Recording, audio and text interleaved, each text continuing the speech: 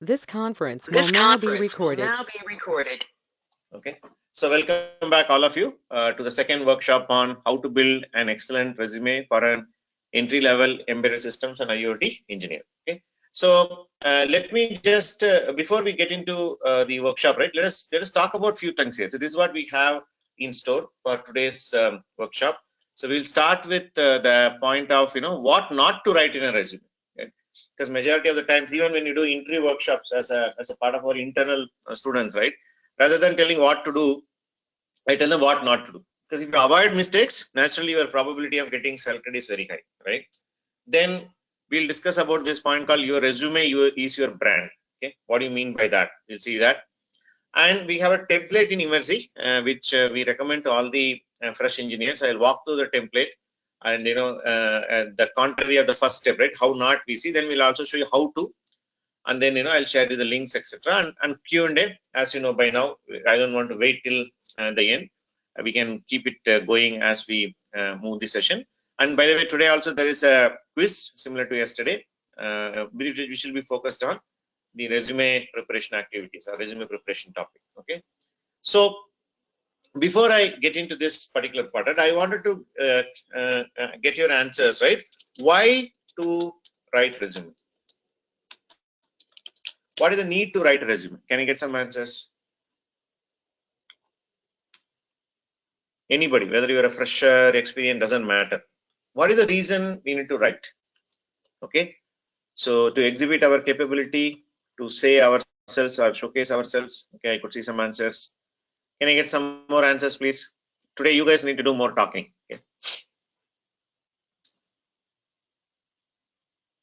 About yourself, Gabbar says. Okay.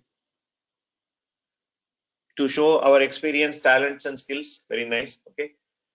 So that's the idea, right? So when you are meeting a company, right? As far as the company is concerned, all of you are unknown people, right? Like whether it is Gabbar or Sai Gauri or Pramod, right? It's the same for them. But now, how do you basically let them know about yourself, right? About your basic details, for example, your your name or your academics and stuff. That's a basic information. Plus, what is the capability that you are demonstrating so that people can hire you, recruit you for the position. Or rather, I would say the second topic, second bullet point, right? Assuming you are a product, right? Assuming that each one of you are a product in an Amazon marketplace, and you are belong to the same category of product. Let us say all of you, imagine each one of you are a mobile phone, right? When you go to Amazon website, you see so many of mobile phones. So assume you are a mobile phone, right? That is a product. And the resume is something like, your what you mention in the website, right? Okay, what you mention in the website. Okay. So when you're going to a particular phone, right? What are all the things that you look for? Suppose you want to select a phone from Amazon, right? What do you look for? Can you get some specification, right? What specification you exactly look for in a mobile phone? Can you get some answers? Assuming you are a mobile phone. Yeah, storage capacity, very nice. RAM, okay. Battery capacity, processor, memory, camera, right? Where is the most important part, right? Price, right? Yeah, according to requirements of a price. So consider various aspects before you finalize. And what's happening when you're going to the today to the Amazon marketplace, right?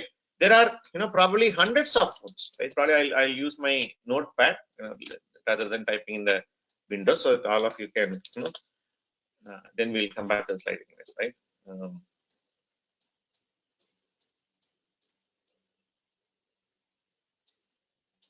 So there are probably hundreds of mobile phones, okay? And each one of them have their own specifications. Okay, assuming that you guys are there are about 28 people in the call now. Okay, assume I'm a buyer. You guys are all cell phones. What would you tell me so that I can buy you rather than buying somebody else, or I would select you rather than selecting somebody else? What would you tell me to buy you, assuming that you are a cell phone? Can I get some answers? Yeah, quality of product, processor. Okay, you tell what they are having this processor, this is the speed of the processor, but you know what, I am this particular clock speed I'm having, or I would say this is a kind of RAM I'm having. So you basically tell something unique story, right, about yourself. Am I right? Okay. Rating of the product. Like, yeah, that's a very nice thing. You come and say, look at my product rating. There are 500 people who are already, rated my product 4.8 out of 5 or 4.9 out of 5, right? So you always tell a unique story about you, so that I get impressed with you, right? Okay. Oh wow, today I'm having probably Gabbar, Aditi, and for example, Jayesh are selling me 3 phones. I would rather go with Aditi because you know what? Our product feedback is very nice, right? Okay. Or Vaishnavi comes and tells, no, sir, compared to all of that, look at my phone, right? I have so much of features, right? Look at this particular camera. They don't have this camera, but whereas I have this camera, right? You will come up with some kind of a story, right? So when you say something, that story should be unique and that story should impress myself, right? That's when you buy, right? That applies to, for example, when you're buying a phone, when you're buying a laptop, or when you're buying, or even for that matter, when you're going to eat in a restaurant, right? Anything that we are selecting ourselves on a daily basis, right? We go with so much of analysis and things like that, right? And the point I'm trying to drive here is, imagine about the recruiter's perspective, the company who is going to recruit you, right? They consider each one of you as you are all trying to sell yourself, right? So the product specification, assuming that you are the product, like you are the product, and your resume is your specification, right? Because what is the commonality between all of you? You guys are all entry level. I mean, 2017, 18, and 85%. But what is the commonality? The commonality is you all belong to the same category. What is the convincing reason that you have so that you can sell me, right? That's a whole thinking that you need to have. Because what I see, people generally, they write resume as a, what do you call, very urgent thing. Tomorrow there's a company, I'll just go ahead and prepare something and then send to the company, right? And I copy paste from my friend, or I go to Google and then figure it out, some standard templates, and then I'll do that, right? That is not the way you need to build a resume, right? Okay. All right. One more question. Okay. So assuming that all of you send a resume to me, right, for shortlisting, how much time do you think I will spend in your resume, each one of your resume? How much time you think before I shortlist your resume on an average? How much time do you think I'll spend? Can I get some answers?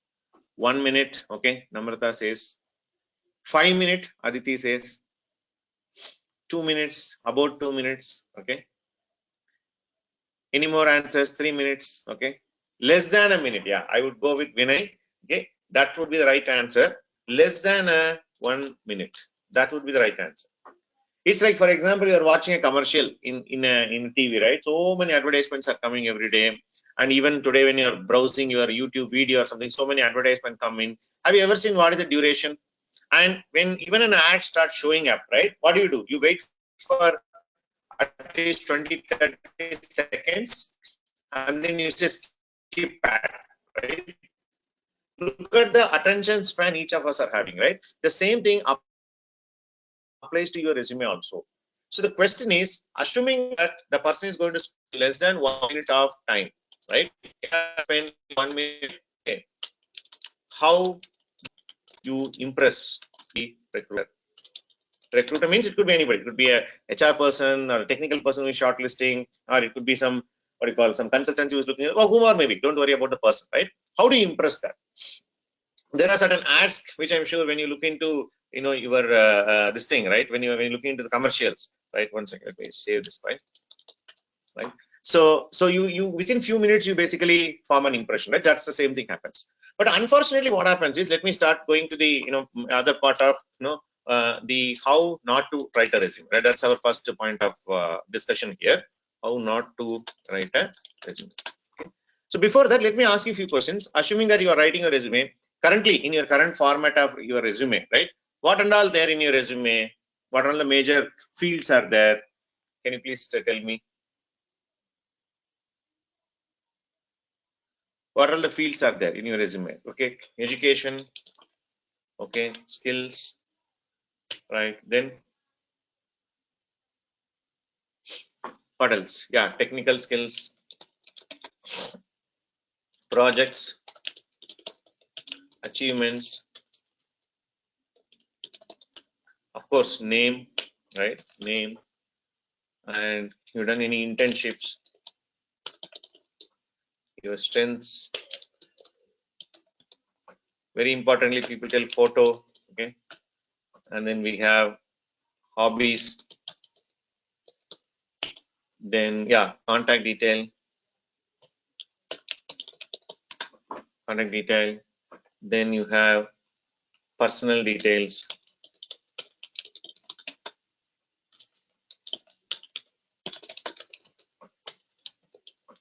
okay, email ID, yeah, contact, everything will come here. So before experience, probably you have some work experience, if you have, if any, assuming that you have some work experience, right?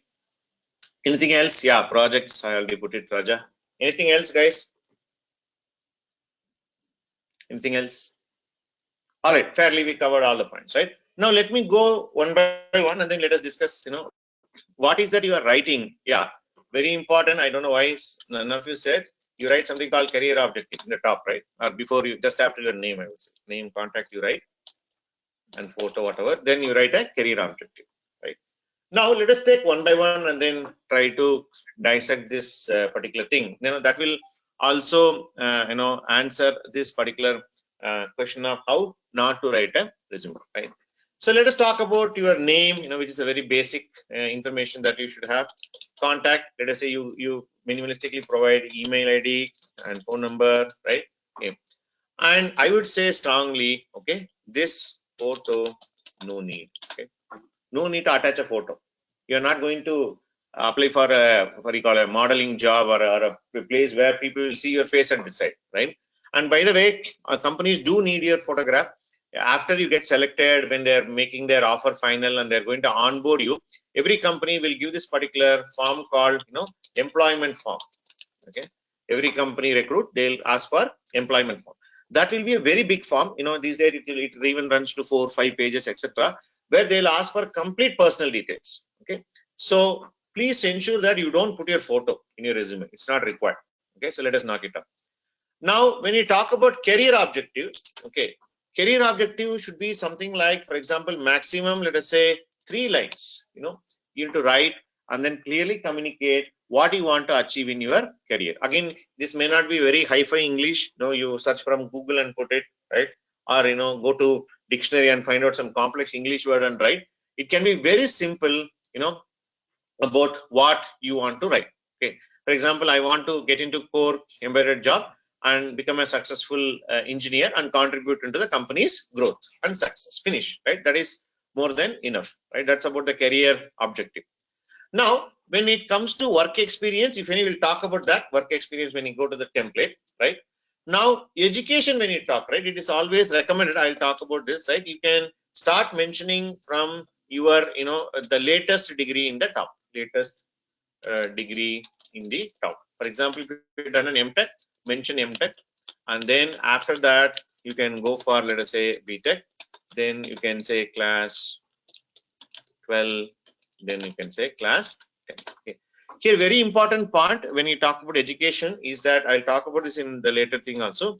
Ensure, you mention CGPA and percentage accurately, okay, and year of pass.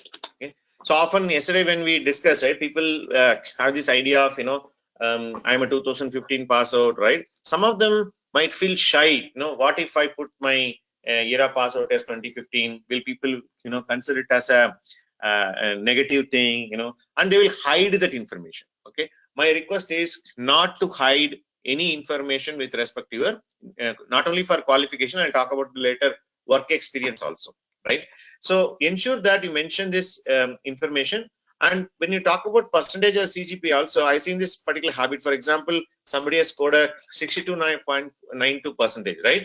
And they will go and apply an approximation algorithm and write it as 65 percentage, right? Okay, don't do that. This is like strictly no.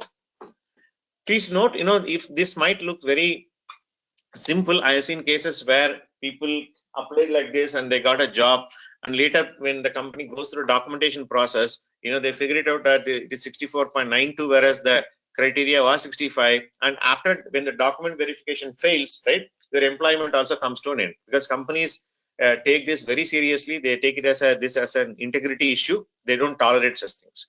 My request to all of you is that whatever is there in your certificate, you put it, right? You don't need to manufacture anything. You don't need to apply any approximation algorithm. Let us say somebody is a 2015 pass out, right? BTech or MTech, or did some experience. Yesterday, so many of you had so many queries around that. I cannot change that, right? Okay. Or just by hiding from your resume, what benefit you are going to get, right? Nothing. So please ensure that you don't, because I've seen many cases where people will not mention this information in a very transparent manner. Not only that, you also mention your start year. Suppose 2015 is a password, right? You mention you started in the year 2011 and you did till 2015. Okay, you need to mention the start year and end year. Anyways, I'll show in the template. Okay? So this is very important thing that you need to take care when you come to that. My point is, when you talk about how not to write a resume, so please don't do this type of approximation or hiding some year of password, or hiding, or some of you, for example, might add some supplementary papers and you would have taken one more year to clear. It's fine, you put 2011 and 16. And when the company in the interview, when it asks, you can be very honest in your answers. You don't need to hide. Anyways, they'll figure it out. No, when they ask for your mark sheet, they will anyways. There are companies who are exclusively working on background verification and documentation checks, etc. Right? So don't need to hide anything. Anyways, it will come out. So by hiding, you are only doing more harm to yourself. Okay. So this is about the qualification or the education part of it, right? Now comes to the most important part, right? About the technical skills. Okay. So when it comes to technical skills, can you tell me what you can write in technical skills? Can I get some answers? What should you mention in technical skills?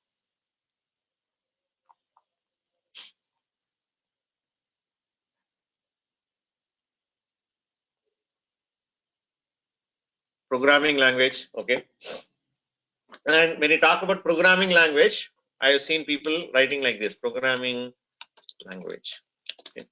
People write like this, C, and then they'll write something like basic. Okay. So indirectly, you're telling the interviewer, you know what? You ask me only Fibonacci series and for loop. Don't ask me anything on pointers or anything on the structures, right? This is not good. Okay. Then you come to, for example, OS, operating system. People write like this: Windows, XP, Windows, okay, Windows 10, then Windows something, Windows Y, some version you'll mention. Then people write something like tools. Okay, they'll write MS Excel, MS PPT, or some of them you will write Notepad. Okay, some will write, for example, Paintbrush. Okay, okay. So please note, right? Writing Windows OS or MS Word, MS PPT, this will not help. Okay, as I mentioned, right, today you go around and check your nephews and nieces who are in high school. They know much more than you and me when it comes to Windows and PPTs and your Notepad. Okay, so this is absolute. And imagine you are going to apply for an embedded engineer position, right? If you and people writing all this Windows and Notepad or MS Excel, these are absolutely no use. So please don't put that. Okay. And you are and people, when they say the issue that why you are not mentioning, for example, Raja is telling, sir, boards like ARM, many people come and tell me, sir, I have done some project, but you know what, I don't want to put it, because my final year project anyways is a purchased item, right? They go to project shop in a college and they will tell you which project, which department, and you purchase and submit, get good marks and come, right?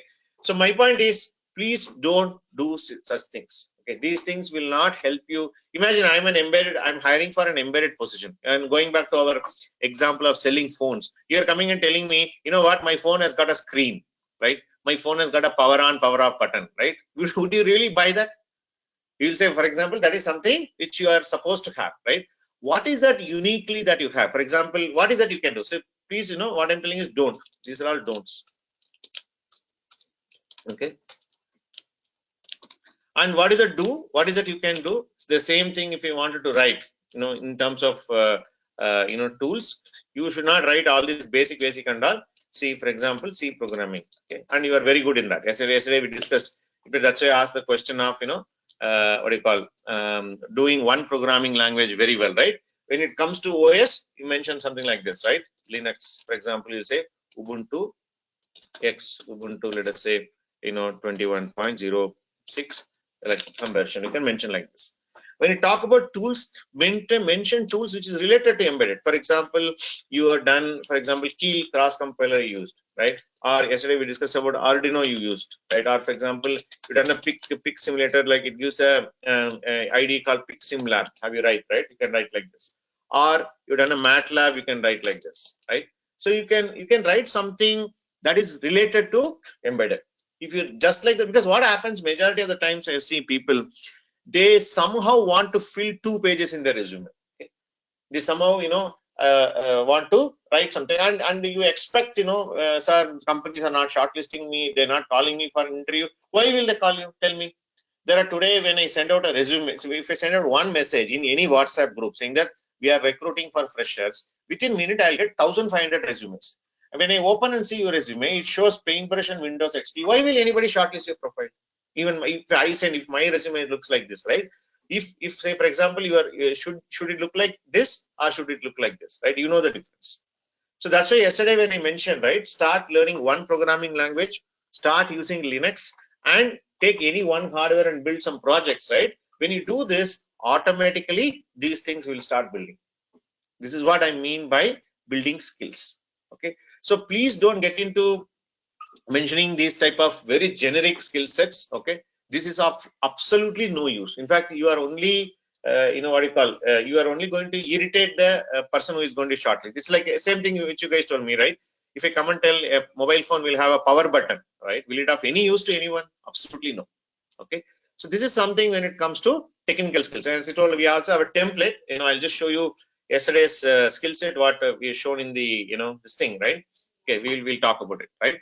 So now when it comes to projects, okay, very interesting thing about project is, right, majority of the cases people don't do the final year project on their own, because that's my learning. Some of you could have done your project on your own. I don't, that's really good. Okay, what happens is people mention only one project. Okay. And that to what, how much they'll mention, they'll mention about 2 to 3 lines. Okay, this is again strictly don't. Okay, as I told you, at least your resume should have 4 to 5 projects, okay, written, well, about a projects, what, a project you are done and what you have done in that particular project. Again, here also people have this particular opinion of, talking too much about the projects, and they don't talk about what you have done in that particular project. For example, somebody would have done a big project, right? Is it a team project, or it's an individual project, or it is a hobby project, right? Okay, so whatever may be the category of project, you need to clearly mention what you have done in the project, because people write too much about their project description. And probably, when you look into your these days engineering college student topic, right, your professor would have put all the criteria saying that it should be an IEEE paper, you should have this keyword called IoT, you should have this keyword called data science. Then you go and do something, your project line looks very cryptic and sometimes looks very impressive, but you've not done much work on it, right? The idea is, as I told you, okay, one is skill set. Skill set is where you are telling, I know this, right? I know, for example, yesterday I told, right, I know Chinese, you're coming and telling me, right? Project is a section, right, where you're telling me that here is the proof that I know that, right? Okay, because anybody can come and tell any skill. So somebody can take 1 hour of a session in YouTube about Linux, right, and say, I know Linux. But what is the proof that you know Linux? It's only when you demonstrate with the projects.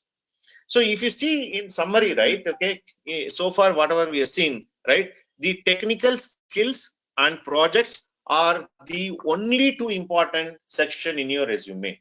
Let me repeat, technical skills and projects, nothing else. Okay, so let me go to the other sections and then we'll come back, right? Okay, Rajesh is telling, sir, can you show some excellent resume for freshers? I'll show you, Rajesh. I'll show you some templates, okay, where we are talking about how not to write a resume, right? We'll come and show you how to write. I have a template, I'll just show you that. Okay. And again, when you talk about internships, right, this is again a very what do you call, very, very broadly defined thing. What people write, people write something like this. Okay, 2 weeks of internship in let us say BSNL, okay, or some state or central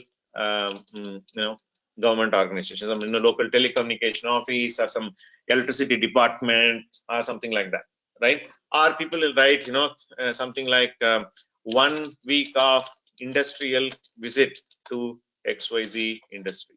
Okay, again tell me what significant it has got. And I clearly know when you say I'm doing a 2 weeks of internship in BSNL, I clearly know what you would have done, right? Okay, for example, you go and then you will have somebody, your uncle or somebody who would have recommended you that internship. You just go there, do something, look around few things, and after 2 weeks they'll give you a certificate and then you will come back, right? Okay, so my point is there is no need to mention such things.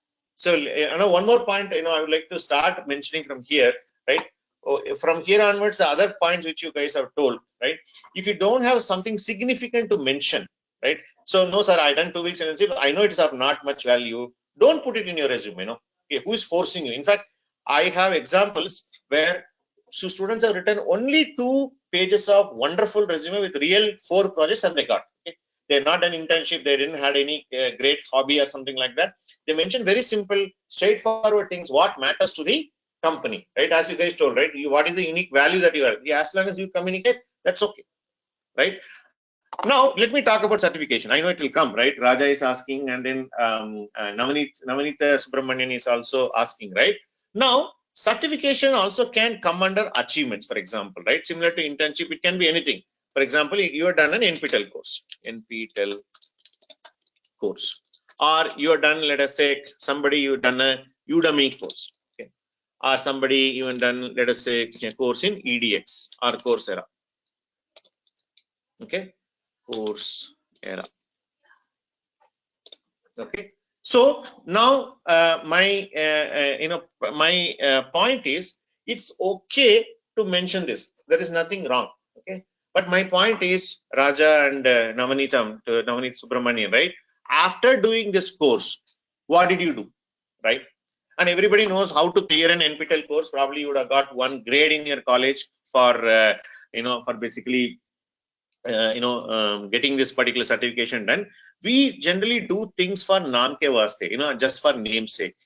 We really don't take this particular, and I'm absolutely fine if you take a course, it's good, but just by doing the course will not help. Rather, you come and tell me, sir, I did this particular NPTEL course, you know what, I have done 1 project based on that. Then it makes sense. I hope you are getting the difference, right? Because there is huge this thing going around, people even in LinkedIn, randomly they start putting, I took this certification, that certification. Indirectly, what you're telling, sir, I know Japanese, I know Chinese, I know probably Korean, I know, Spanish, I know French. That's what you're telling. But I'm asking you, that's fine. I'm not going to question the credibility of Udemy certification or NPTEL certification, right? But by doing that particular course, what did you create? What is the proof that you know, right? That particular thing, okay? Or rather, you say, I know French, and then you attach me a particular link to that particular resume saying that, sir, here is the essay I written in French, right? Or I say, here is a for a 10-minute video which I gave a speech on, let us say, German, right? If you can attach me that YouTube video, then I'll say, oh, this guy has really done it.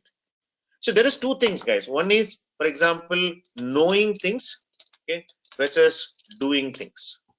Okay. Many of us are in the knowing zone. It's like, for example, I tell my students, right? It's about swimming, right? You come and tell me, sir, I know how to do swimming. I watched a video about swimming. I taken certification about swimming. I done 10 hours of course in swimming. But you know what? You never got into water. You are only sitting in the classroom and learning about swimming. That's not learning. So please note, even if you're done, let us say, even if your NPTEL certification you're done on your own, it's really good, it's appreciable. But see to it that you do something based on that.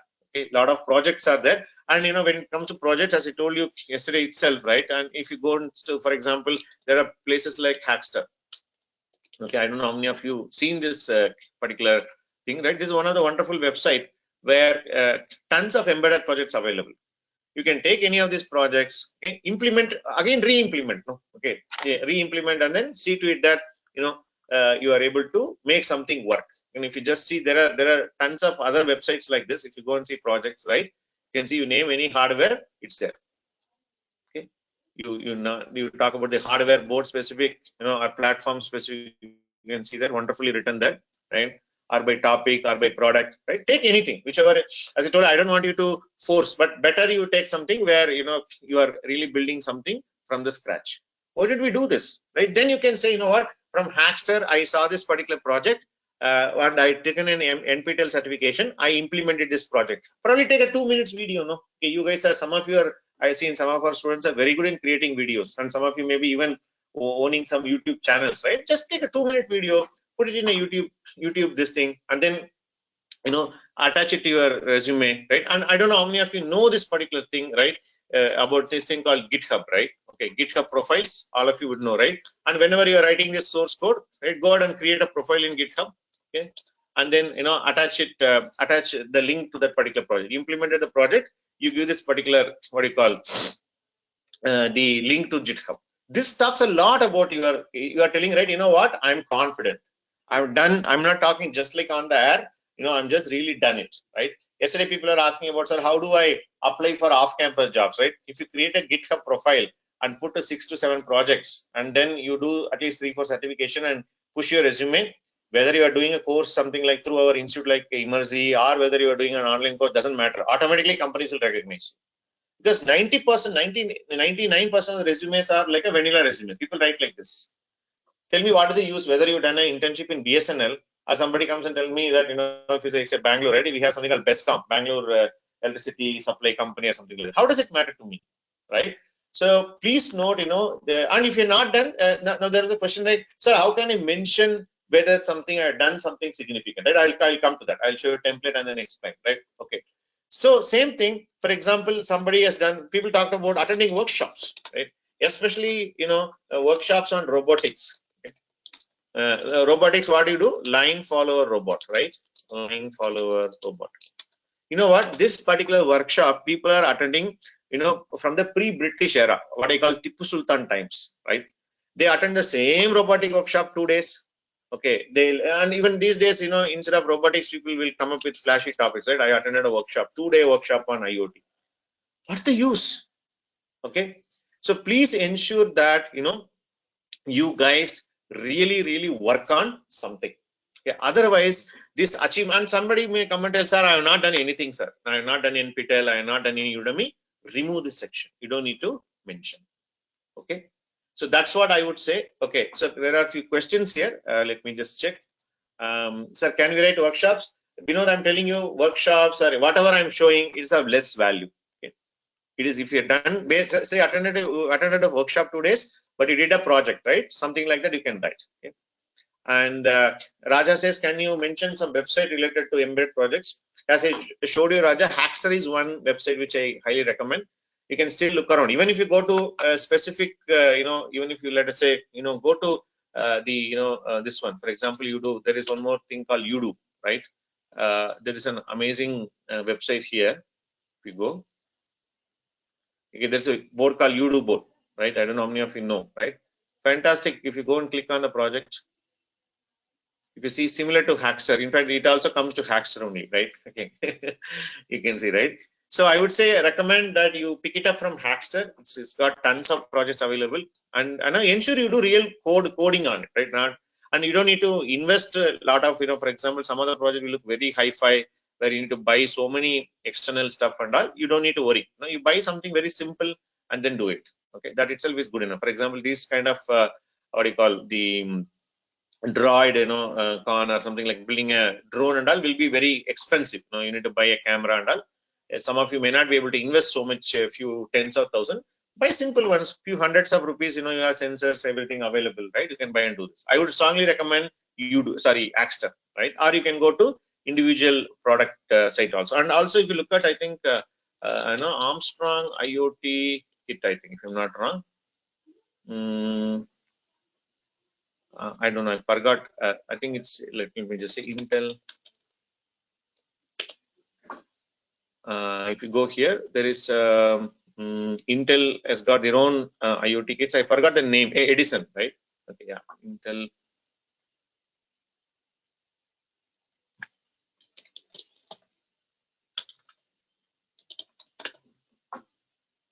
Okay, if you go here, it has got an amazing set of website. Long time back, I checked that. I not checked in the recent ones.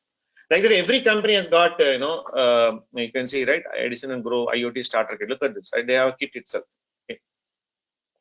I don't want to go with, go with Intel. Don't go with Intel. There are a lot of kits available. Okay, you can buy any kit. Doesn't matter. And one or two here and there, little bit of sensors and interfacing you need to buy. Start building. Okay, that's something. And coming to Rajesh, is asking, does embedded systems course from Immerzi include projects? How many projects we get to do? What is the complexity? Yes, Rajesh. So as I told you, in both in our IoT and in our embedded courses, so people do build projects at the end of every major module. Typically, we recommend students to build at least 7 to 8 projects.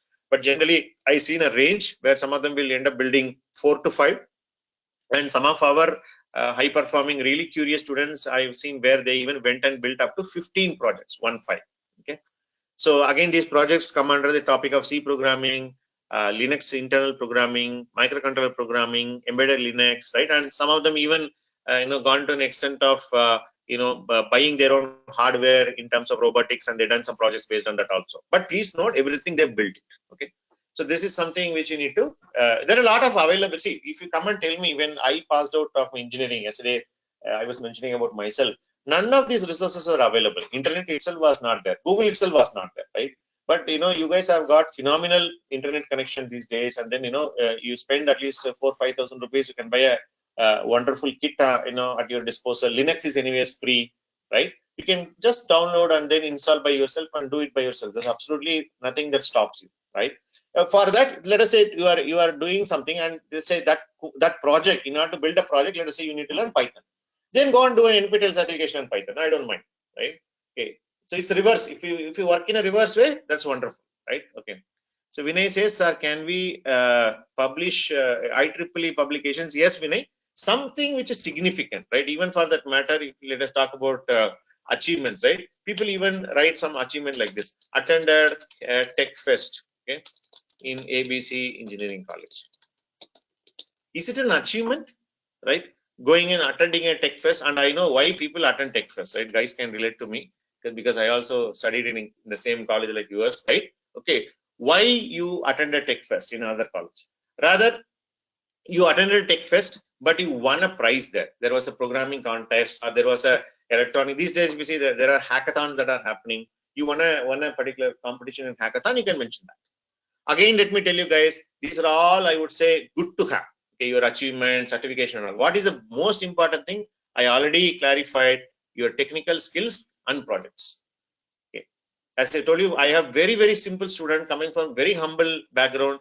They did not do any of these things, but they worked on, solid 7 to 8 projects, and then some of them went even till 15 projects, and they're all in, almost all the major companies that you can think of, right? Okay. So, that way you can focus. So Ria says, can you provide a sample resume? Sure, Ria, give me some time. I'll start mention that. Is it okay to mention 10 to 15 projects? Raja, why not? Okay. I would be rather happy if somebody mentions a 15 projects in the resume, right? Rather than coming and writing a 2 weeks of internship in BSNL, right? Okay. In fact, if you mention 15 projects, flat, no, you will flatten the interviewer already. Oh, bechara, he may be so impressed with you, right? Okay. The interviewer will be thinking, what is this guy? He did so many projects on his own, right? Studying and self-motivation is so high that he has done 10 to 15 projects. Absolutely fine. The more projects you have, you will any day. And by the way, when I said project related to embedded, don't write something non-related to embedded, right? Related to embedded. Okay? It will always add value to your resume, right? Okay. So hope you're getting a view, guys. Okay. Can you get some responses? How are we doing with respect to today's session? Are you getting what I'm saying, guys? Okay, Namrata.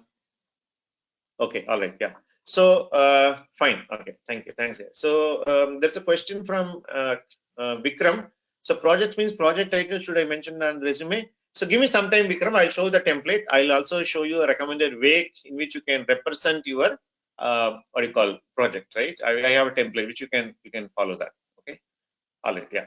So this is about your achievements, right? Okay. Suppose somebody says, sir, I don't have anything of this sort. Remove this section, no problem. I have not done anything significant achievement. Remove that, no problem, right? Okay. Now, Coming to another interesting thing called hobbies, before I go to get into the strength, right? Okay. So what is a hobby? Can you tell me, anybody define what is a hobby? Can you get some answer?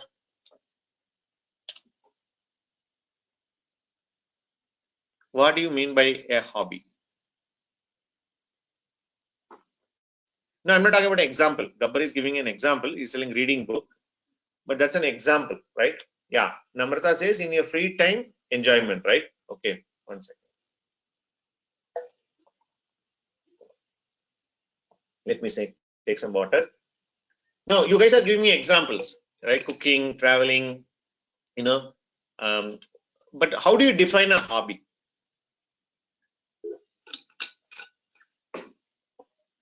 Okay. Yeah.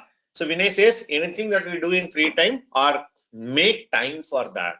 Very nice. I like that particular statement. For example, often people get confused between hobby versus time pass. For example, is people will write like this, okay? Surfing internet. Is this a hobby or time pass? Surfing internet. People write like this even today. Time pass, Namrata says, right? It's very evident, right? This is a time pass. And people write hobbies just for the sake of it. Okay? For example, people write something like this: reading books, okay, listening to music, okay. So these things, if you ask me, this again come under the thing of time pass.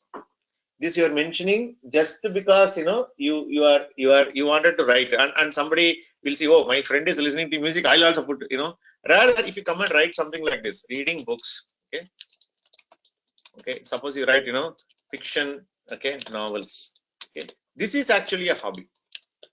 Then if you write like, say, for example, listening to music, okay, you come and tell me, for example, say specific, okay, particular rock band, for example, this is a hobby. Okay.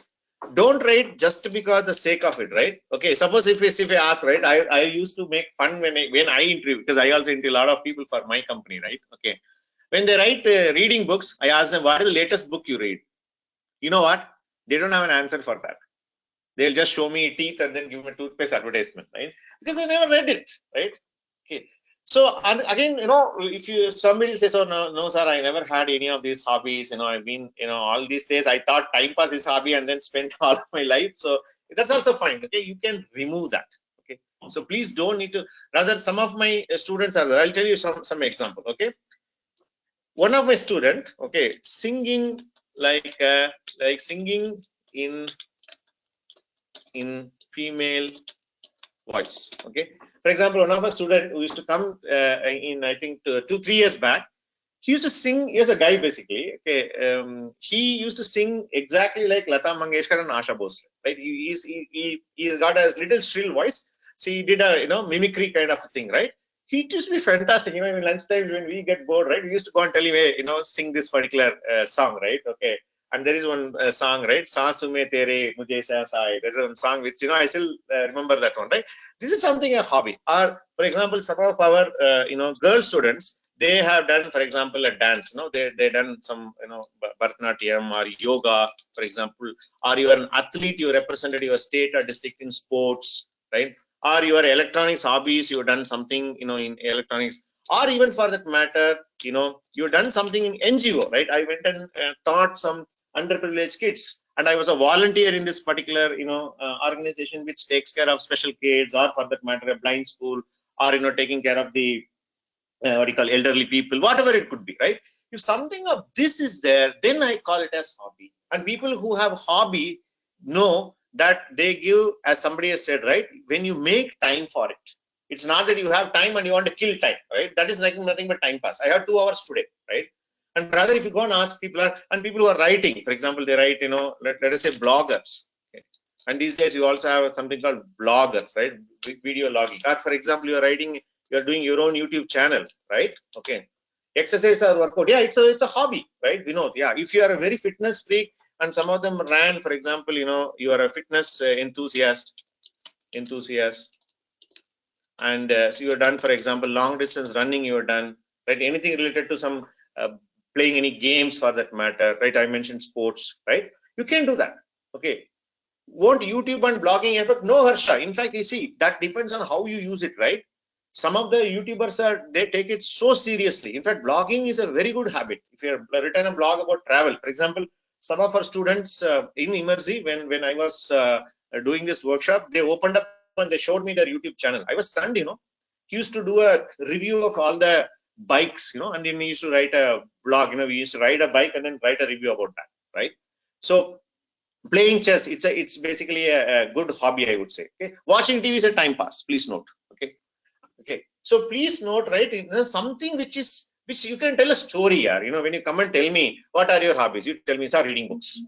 Okay, it looks very boring, right? Okay, if I ask you what did you read last, you don't have an answer.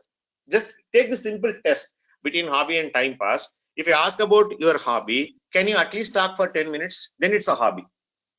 If it is time pass, means what? You cannot talk anything. Suppose you come and tell me, I watched 1 hour of YouTube video, right? Is it a hobby or a time pass? It's a time pass. Rather, you come and tell me, in YouTube, I maintain a channel for which I edited a video for 4 hours. That's a hobby, which you do it with a intent, which you do it with a goal, and you enjoy doing that, right? That's what you mean by hobby. Again, I'm telling you, if you don't have anything specific hobby, you may skip this session also. Just for the sake of it, don't write. For example, surfing internet. My BP goes high when I see such hobbies, right? Surfing internet today, kids are doing. 20 years back, you can come and this word called surfing was there. Okay, people still hang on to this particular keyword. Okay, those days we used a word called surfing, right? Okay, so please don't do that. So hope you are getting a difference, right? The same thing. Finally, let me come to the part of personal details, right? Here also, people write, yeah, meditation is a hobby or time pass. It's a hobby, Vignesh. Okay, it's a very good hobby. Okay, in fact, by doing people who do practice meditation, okay, it's people, they know that because I do that, so I can vouch for it. It's an amazing hobby, I tell you. Okay, in fact, it's much more than that, right? Okay. So doing meditation. Suppose if you mention, for example, in your hobby doing meditation, if I come and ask you, hey Vignesh, okay, what type of meditation you do? You should be able to talk about it, right? Okay, 10 minutes at least. Can you explain it, sir? This is what the type of meditation I do. I do Kriya meditation, or I do, for example, a basic breathing meditation, right? I do Brahmari meditation. So you need to be in a position to explain that. Okay, that's what you mean by hobby. Okay. Same thing goes with personal details. This is one very interesting section when you talk about personal details, right? People write all sort of information here. For example, it starts like this: father's name, father's name, father's occupation, mother's name. Can you write some example? As I type, can you give some example of personal details? Mother's name. Okay, sorry. Then mother's occupation, right? Okay. What else you write in personal details? Can I get some examples? Guys, please type it in the window.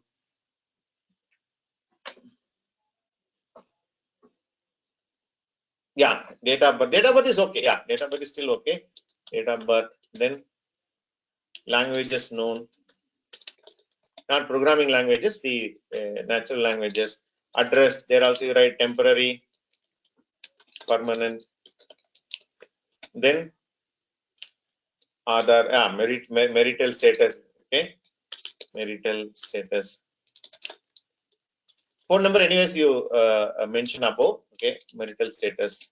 Then you write all sort of numbers, right? What is that? Aadhaar card number, PAN card number.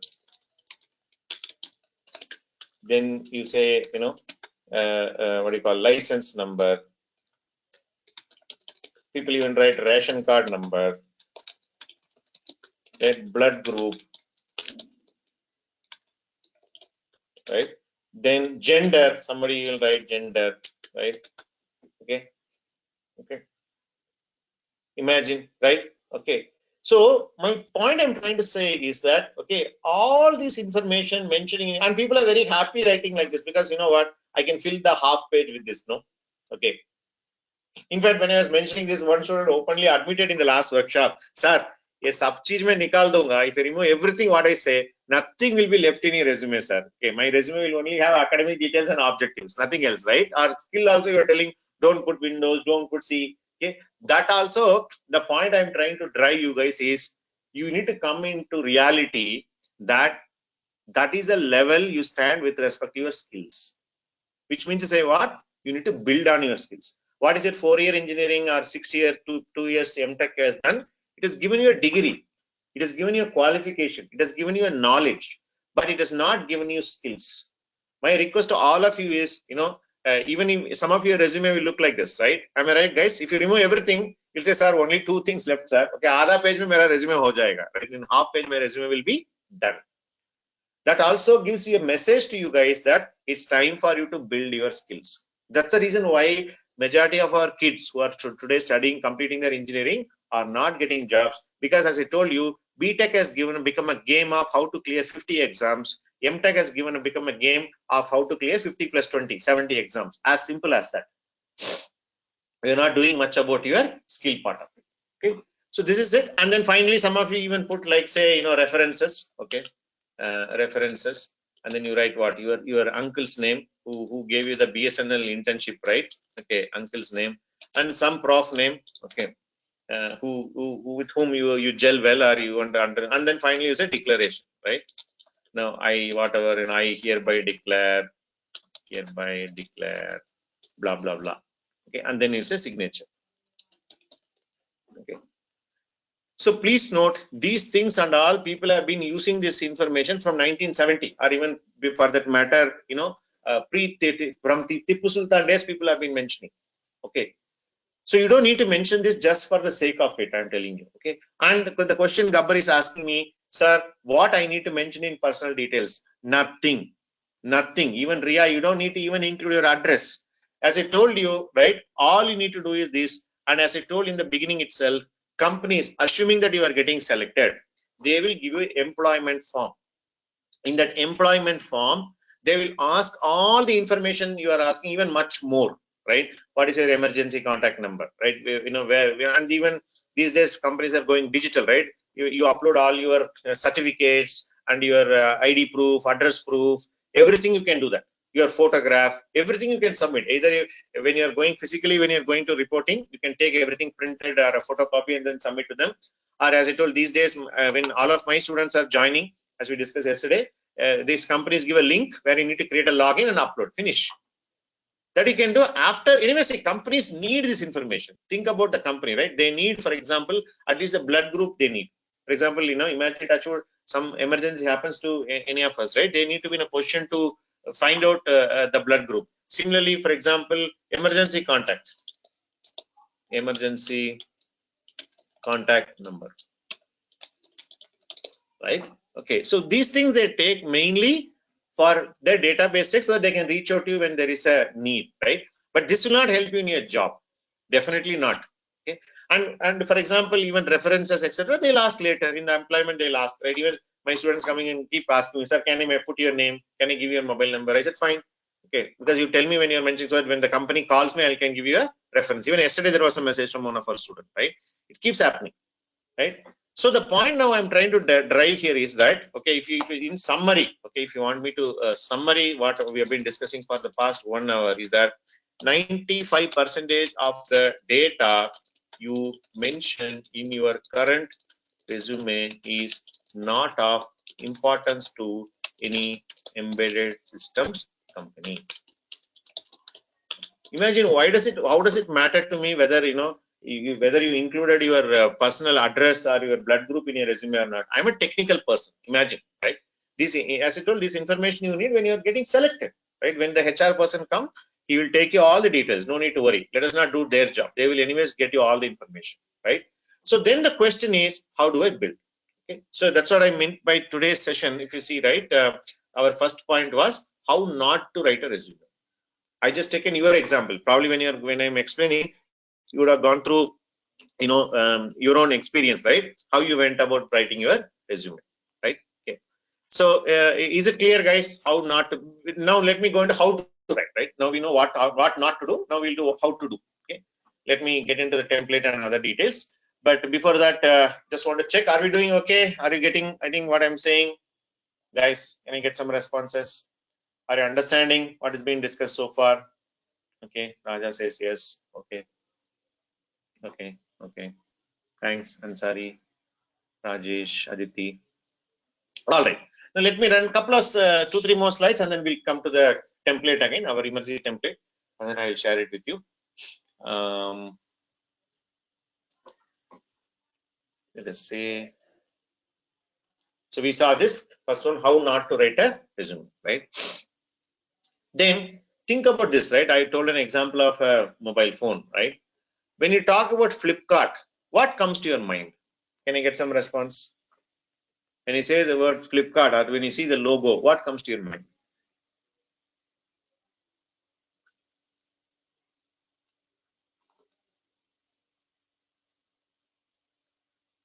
Service company, brand, online shopping, right? Similarly, let us say, for example, when you say Maggie, what comes to your mind?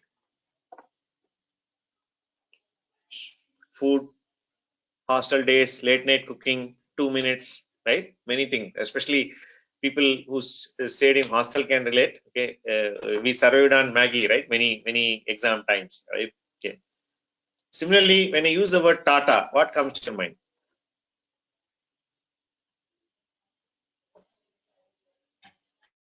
When you see the logo of Tata, what comes to your mind? Okay, TCS, my company, services, trust, very nice. Sharad is telling, right? Anything you see, there's a logo of Tata, trust comes into picture, right? Vehicles, right? Many things are there, right? Similarly, when you see Xerox, if you see this logo or you hear this word, what comes to your mind? Okay, Tata T, Abhishek says, nice. Xerox means engineering, right? Harsha, very nice. Okay, because if not for Xerox, we would not have survived. Yeah, notes. Okay, somebody said micro Xerox, right? Which helped you to clear some exams, right? Okay, yeah, notes, engineering, Tata Salt, Gabbar says, right? When you say Tata, right? So what I'm talking here is like, I given some logos and, it's like many, I think you guys have already said, right? Imagine you are a brand, right? Okay, you need to send some unique message to the interviewer, right? So that's why I say your resume is your brand. It is not chumma you write some 4 pages and then, push it to, right? That's why I asked you the question of how do you shortlist a mobile phone? Imagine for 10,000 rupees mobile phone, you are doing so much of research, analysis, comparison, discount, whether I use HDFC card, can I get a cashback, whether I get an extra, warranty, insurance free. You check so many things, no? Why a company cannot check whether whether they're hiring the right candidate or not, right? They have all the rights to do that, right? The point is, how are you going to differentiate yourself from others in the talent competition?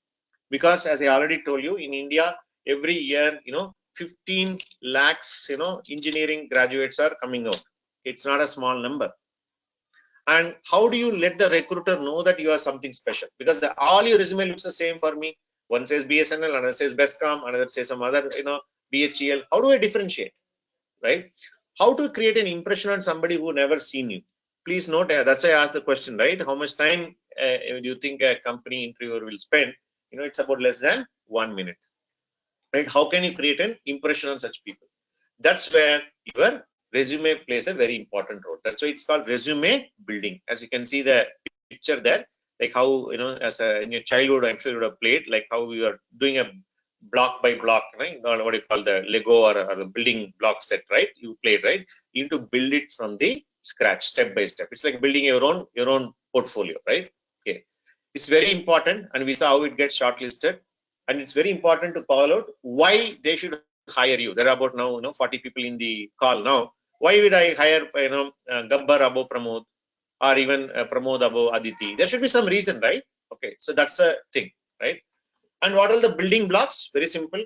You have a header, you have skill set, you have projects, and previous experience, any other parameters. This is what my recommendation or our recommendation would be. Okay, so let me show you a template. I'll just show you that. This is a template. Again, it's not a patented one. I'll share you. You guys feel free to add, modify, delete, do whatever you want. Okay. Ensure you spend time, okay? Because resume writing is not a joke. It's not like tomorrow there's a company, today night I will sit and write, right? It should be a running document. It should be your portfolio, right? What you're currently doing, right? And finally, your resume is your brand. Okay. So now let me show you how to write a resume. Okay, so let me show you the template. I'll show you our embedded template. In fact, IoT template is also there. I'll share both the templates via Google link. You can check. So this is the template which we recommend for our students. For example, there's an Emergy logo there in the top. You can remove it, of course, not an issue, right? So here, if you see, things are mentioned in a very crisp manner. First, you can see, right? Many times I even seen students writing resumes with a lot of clutter. There is a font size different. There is, there's no spacing between lines. They don't use bullets, right? Numbers are for that matter, right? So please ensure you format it well. Okay, if you see here, if you click here, we use this particular font called Trebuchet, which is our Emergy's official font. Of course, you can change, but when you change it font, ensure that font remains uniform across all the pages. Okay, don't write one page in Times New Roman font and second page in Arial font. I've seen many people do that, right? And you can see here career objective we already discussed, right? A brief about what you wanted to do. In fact, I given a 5-liner. The orange ones are examples, reference text. Okay, about 5 lines here. You don't need to write so big. You can write simple, as I told, right? Very simple. You can write, not an issue. Right? Then work experience. Okay, so typically for our students, we mention the certification what they get. Even though it's not come under the officially an experience, right? You can very well highlight this particular thing, because this differentiates our students from any other open fresher in the market. So I recommend them to use this. If not, you can mention any other previous work experience. So when you say work experience, it should be at least of 6 months. Okay, even if you've done an internship, don't write a 2-week experience. Okay, and if you don't have anything significant, remove this section. As I told, that's a thumb rule across we are going to follow. Now comes to the first and foremost important section here, technical skills. Okay, you can see how it is mentioned here. For example, programming languages. You see here, shell scripting, C programming, object-oriented programming in C++, data structures. So this particular skill is mentioned because this is what is in our course it is mentioned. Okay, so Harsha, you are telling 4 months internship or experience, don't mention it. This doesn't count. Okay, Raja, shell scripting we are mentioning because we teach that in our course, in our embedded system course, the first module when we talk about Linux systems, right? Along with the basic Linux commands, we also teach the Linux scripting topic, shell scripting, right? Okay, so you can see that comes under one category. Then, as I told in Linux, yesterday's PPT, we showed Linux, we learn at 3 levels. The second level of Linux learning comes under what you call Linux system programming or the Linux internals, when you say. There you talk about, kernel, system calls, something like that, right? Same thing when you go to level 3 learning in embedded Linux, what and all you learn here, right? Basically about bring up and, compiling the kernel, etc. Then talk about microcontroller, right? Look how it is nicely written, right? Hands-on working in GPU IOs, analog IOs, memory, right? You can work in any controller and you can put something unique to that controller. And very important thing, we all understand the importance of communication protocols, right? Like UART, SPI, I2C, etc. Right? And then Qt programming if you're doing, and embedded platforms, as I already told, no Windows here. You can see very clearly it says distribution, BeagleBone, Quickboard, which board you are using, right? And then when you are doing embedded development, you end up using some tools, for example, the Vim editor or MPLAB IDE or any IDE for that matter, right? Compilers, debuggers, etc. Okay, you can see here there's a mark of difference between how you used to write. Imagine the one which I showed you here. Imagine this. Okay. Imagine mentioning your skills like this and imagine mentioning like this. Here itself, you make a mark, basically, what do you mean? In the interviewer's mind, saying that this is a kind of skill set I have in my table. Okay, this is the most important part which you mentioned. First one. Then the second one is now that you know the skill set, how do you basically prove that you know the skill set, right? Okay, that's about the project. Let me go to the project section and come back to the other one. Okay, talk about this particular project. Look at this, right? We mentioned something like this: projects at Emergy. Okay, or even I have some categories: academic project, right? Or you worked on a company, you worked on that, you mention it as a what do you call work experience or internship projects, right? Okay, so here if you see here how you are mentioning your project, first you mention the title of the project, right? Then you write somebody asked about how to represent a project, right? This is a highly recommended template which I say. You can change the color and you can organize, but you can mention this kind of a table. Okay. You can see here project brief, what project you have done and what technologies you use. For example, I am talking about a C programming project here. Here I am very clearly mentioning I use file operators, pointers, bitwise operators, functions, make file, command line argument, right? Imagine you are showing very detail oriented thing here. And very important thing I tell my students, right? Always write the challenges and learnings. So when you're implementing a project, right? I'm sure you would have hit across a lot of difficulties. Like first of all, you might have faced difficulty to even understand the requirement of the project. Okay, you understood the requirement, you start implementing, then you started getting into some runtime error, the output was not coming properly, the hardware is not getting interfaced regularly, whatever it could be, right? Mention at least 3 or 4 points saying that this is the challenges I faced while implementing in the project. Now your question is, sir, why should I write this? Okay, you are telling me two things here by writing like this. One, you are telling me I have not purchased the project, right? Okay, you have not purchased the project, right? You have done it on your own, right? And second thing, by calling this particular thing called challenges and learnings, you are indirectly giving a hint to the interviewer, right? I am willing to learn, and this will really impress any interviewer, I'll tell you. Okay.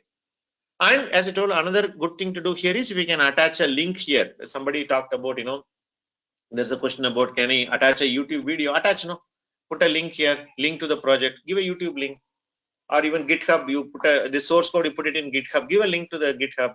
They'll be more than happy, I'll tell you. And if it is coming from an entry-level engineer, the interviewing person will be really impressed with your, efforts.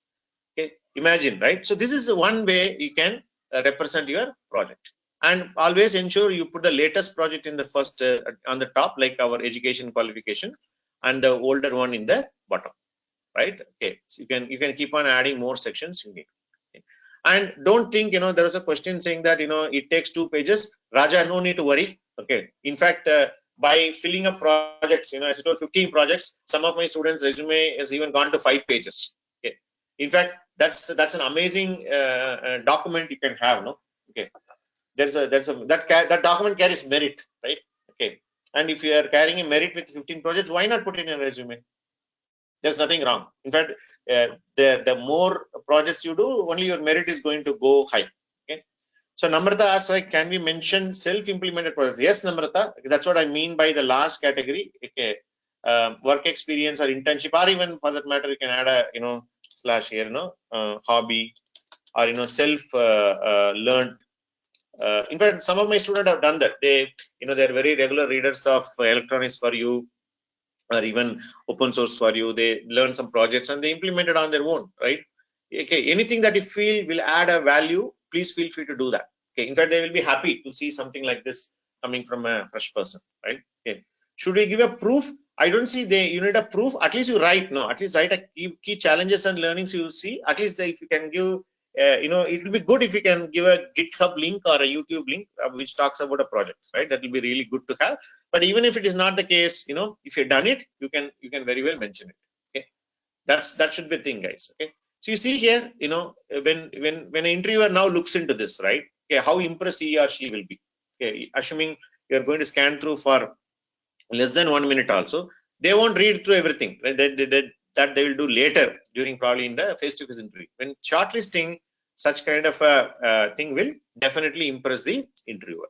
Okay, so please note 2 things which when you mention skill set, how you showcase, and if you see here completely the skill set related with embedded only. I'm not putting anything related to application programming or anything that is non-embedded. Completely they are related with embedded only.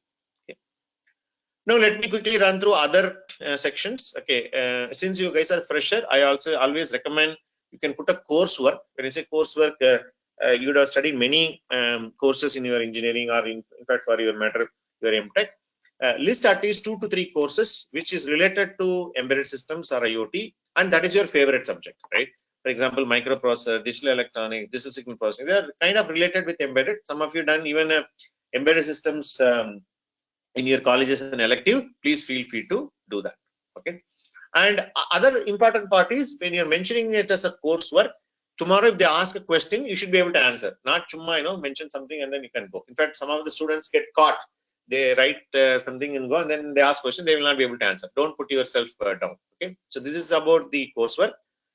Personal attributes, you can, strengths or whatever, you can mention briefly. Education, as I told you, very important. You can see the template here. You mention your university name, percentage, start year and end year, right? Very clearly. See, it means 87.7, 80.3. Be very specific with this particular education, right? Now come to contributions, right? Somebody spoke about, sir, what qualifies for a contribution? See, these are all some of the examples of some of my students have done. Look at this guy, he's a chairman of IEEE association in the college. He's won a student project award for the best outgoing project with a cash prize of $1,500, right? Best outgoing student award, first place in paper presentation in this particular so college, right? Received some award in my workplace. If something of this side, it is actually good, right? If something not so impressive, you don't need to mention. Okay, so the content is important, right? Okay, then you can, certification, you can just mention. Personal interest as to hobbies, something very serious you mention, otherwise you don't need to mention. Okay, so I don't want to dwell too much into these hobbies, certifications, etc. I tell students, right, in my workshop, there are two things. When you go and buy, right, suppose you are coming and telling me, it's a pineapple cake. Okay, when you say go and ask in a bakery, I want a pineapple cake, what they'll give? They'll give a cake, then on top of it they'll give a pineapple cream, and then on top of it probably they'll keep a small cherry. This is how the pineapple cake will look like, right? All your hobbies, achievements, your certification are all pineapple cream and cherry. It's okay, even if this cream is nothing great, it's fine, but this is important. Imagine you go to a shop, you ask for a pineapple ice cream cake, he only gives you a cream and cherry. Will you take it? Will not take, right? This is important. What is cake? For us, in our case, cake is equal to technical skills plus projects. That's it, nothing else. Then your cream and cherry could be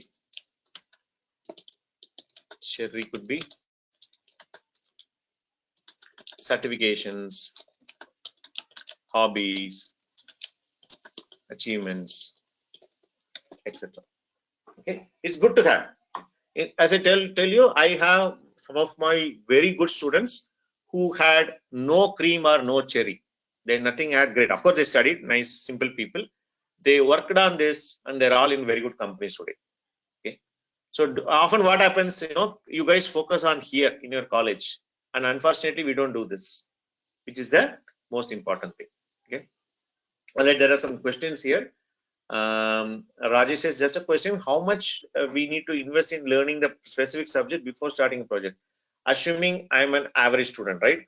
So that is what you call, Rajesh, that's a very subjective question. It depends on the complexity of the project, and then it depends on the technologies that is required to learn a project, right? But at least I'll tell you, from my perspective, suppose you wanted to build 4 projects, let us say. I would say on an average, you should invest 1.5 months per project, which means to say what, 6 months you need to at least invest. Because I also work with some of my personal connect, apart from Emergy, I'm telling you, who are, for example, I have one of my very close person in my family who is from a web development background. Okay, he or she is working as a web developer, and that person want to get into data science. This I'm telling an exact use case which Rajesh has asked, right? This person don't know anything in data science and AI, but he's been working as a web developer, let us say, for about one and a half years. So what this person has done, okay? So first and foremost, one course in Udemy, okay? Then one course in Coursera, okay? This itself went for, let us say, about 3 weeks. Okay, this went for about 2 months. Okay, then 4 projects. Overall, this took about 1 month each. Okay. This is something, an example I'm telling. One of my very close person in my family is doing this, not completed it. She is still working on it. Right. This is the investment required. Okay, minimum investment. Don't think overnight, you can study something and get into a job. People, it's like, for example, daydreaming. Okay, this is the kind of an example. You can, again, it depends on complexity. I would say start simple. Take some C programming, invest at least 1 month in C programming, get into the depth of it, or even if you already obtained some NPTEL certification in C or something, go and implement in a project. Now, at least if not a 1 month, 1.5 month project, at least work on a 3 weeks project to start with, get a kick. And when I say, when I say 1.5 month per project, at least I would say in every project you should spend at least 50 to 60 hours per project.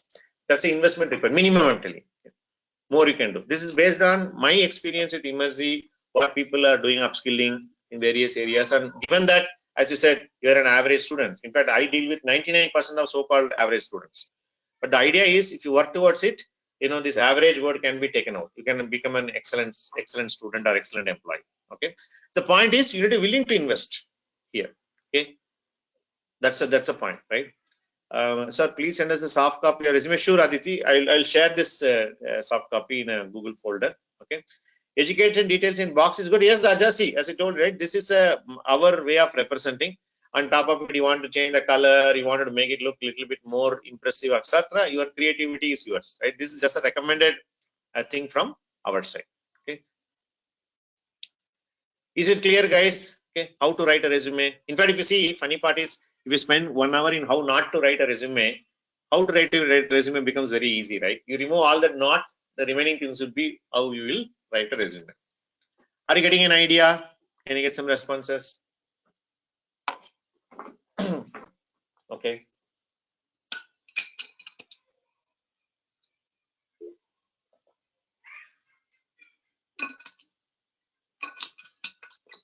All right. I think we kind of moving towards the closure now. I have a couple of more slides. Then we have a quiz and we are done. Okay. Now some do's and don'ts. Let me. Anyways, template we just gone through. Okay. And what are the do's and don'ts? Spend time in building it. Right. I already mentioned this. Project yourself properly. As I told, your resume is your brand. Resume is your product specification. Imagine will you buy a product which is product specification is not good, right? You will not do that, right? Bring out differentiation factors compared to, let us say, Sharad is typing, Pramod is typing, Vinod is here, Navneethan is here, right? Okay. Among 4 of you apply for a job with me. How do you differentiate between one and another, right? Think about it. Highlight skills, projects, contributions. Nothing else is required. Optimal size, it's okay. You can go up to 5 pages. As I told, 15 projects. I have an example where students have built it.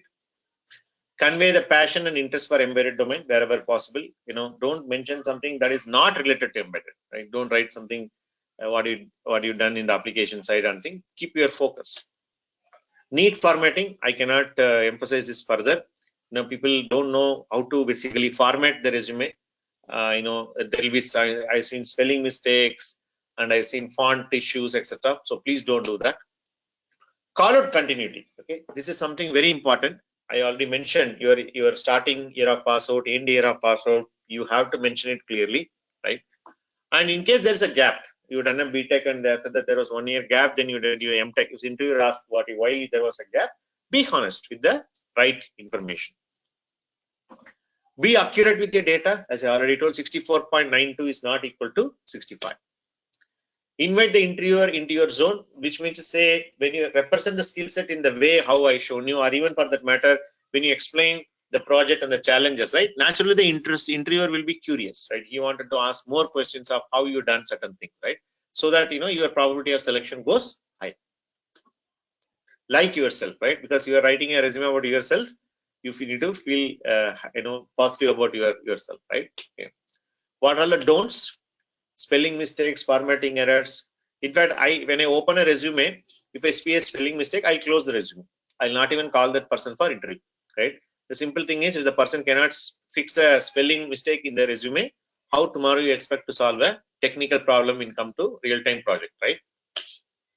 Improper naming, even for that matter, like say, resume. Okay, I tell my students, let us say the student name is Vinod, right? Okay. Suppose Vinod is sending me a resume. Even the name of the file, like for example, your name of the resume should be something like this: Vinod_resume. This is one way to represent, right? Or you can say resume_Vinod or profile_Vinod. Okay, this type of things are fine. If you see the file name, suppose Vinod sends me a file name like this, ding, ding, ding, ding, .doc. Okay, and people will send it something like Vinod. If you see it is version as Microsoft Word, right, it will say like this, right, doc. Or somebody will say latest.pdf. Okay, so please don't name your files like this. Let it look professional. Okay, right from the way, for example, if you can convert it to PDF, that's also good, because it will look, formatting will look same across different versions of Office, etc. Right? Okay, ensure it is mentioned properly. Don't do cryptic things, and some of them will even write their what do you call pet names, right? Because we'll say, for example, I'll say Vinod only, Vinod Chintu.doc. Okay, I don't know. Sorry, Vinod, if I'm giving up your name, right? You put your surname or how your parents call you at home, right? Don't do all those things. Okay, ensure your resume name also looks properly. Okay. So don't clutter your information. Give enough space between one line to another line, as is shown in the template, right? Even for that matter, phone numbers, right? Email ID. I see, for example, people mention 3 phone numbers. Don't do that. Okay, 1 phone number which works. Do that. Even email ID for that matter. I seen people creating mail ID similar to the file name. People will write, suppose let us say, okay, promote the boss at gmail.com.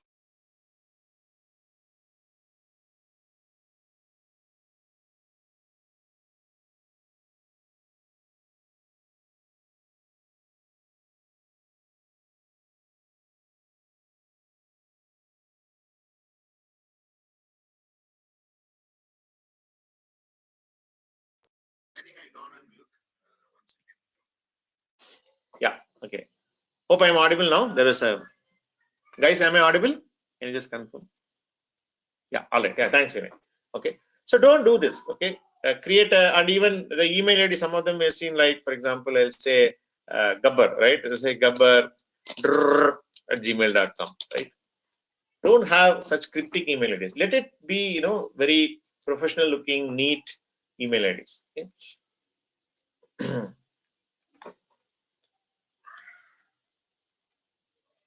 And don't write, example things like MS Word, Notepad, and all. Strictly no. Don't hide any important information, especially year of pass out. And seventh point, very important. Some of you might think, or even here saying that, what, I will put a fake experience and there is a backdoor entry that is happening in this particular company. If you pay 1 lakh rupee, they'll get me a job. They'll put the person who is our person who will interview and then he will select you.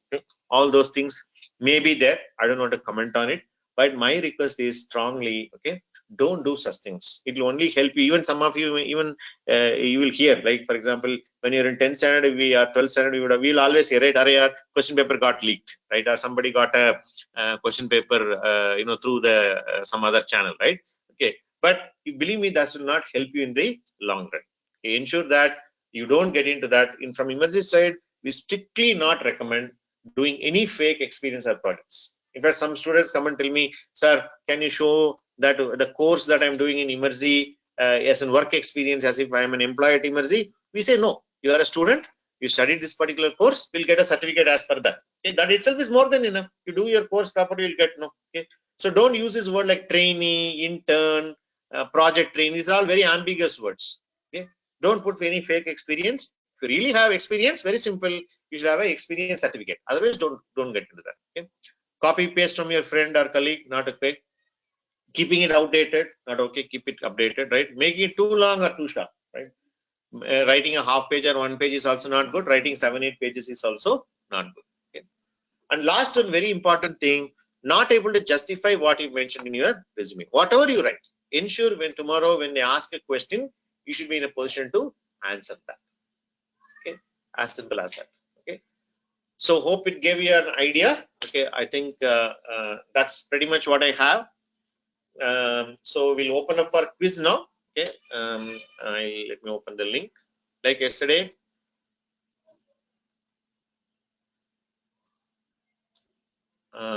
what you learned in quiz, sorry, resume preparation. Okay, so go ahead and take the quiz, guys. Yes, Gabbar, I'll ensure all the materials reaches you. We'll send you the recorded videos and the templates, folder, everything I'll share. Okay, and everything will reach you. Okay, my team will email you, and people who attended till the end, you will also get certificates. And any queries you can reach out to training@emerzi. And then we'll see how it goes. Right? There's a question from Sangeeta. Sir, why aren't we supposed to mention intern in the resume? You can mention, Sangeeta. I'm not telling don't, but you need to basically done an internship for some duration, right? At least 6 months internship you've done, you mention, and in that you gain some experience, you mention. Okay, I'm not against mentioning you are an entry or anything like that, right? But you should have done something valuable there. You mentioned that, that's very good, not an issue. Okay. Ria says, sir, need recorded video. We'll send Ria, everything will reach you. Yesterday's, today's, we'll bundle it as a package. It takes few days, even evaluate your quiz answers. Downloading this video getting recorded, as then we need to download it, upload it into YouTube. It takes some time. Then we need to generate the links, everything. Please ensure I'll ensure it reaches. It takes few days, at least early next week. You can expect all the mail to reach you. Okay, no worries. Okay, we do it regularly, this webinar. Okay, so we'll ensure it does it. Have you started taking the quiz, guys? People. Okay, yeah. So please take the quiz. Hope again that will be learning based on what in the workshop today specifically about resume. Okay. All right. I think it's not as long as yesterday. We just kind of 12:40, 40:45, whatever. Right. Little shorter session than yesterday, because yesterday, as I told, the topic was very broad, and today it's a specific topic. Typically, we do it for about 1 hour 45 minutes. So that's a kind of time today. Also, we are done. All right, guys. Can you get some feedback? How did you find today's session? Was it helpful? Are you able to learn how to avoid mistakes and what to build in a resume? Can I get some responses?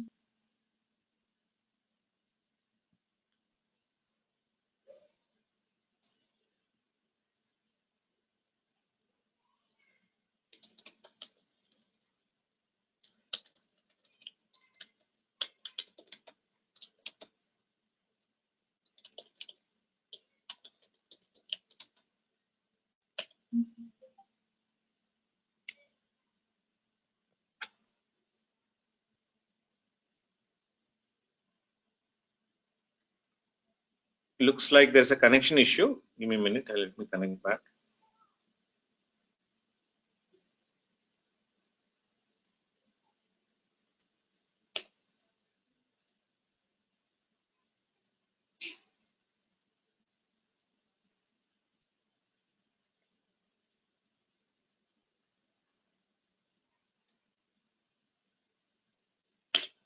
Okay, I think I'm back.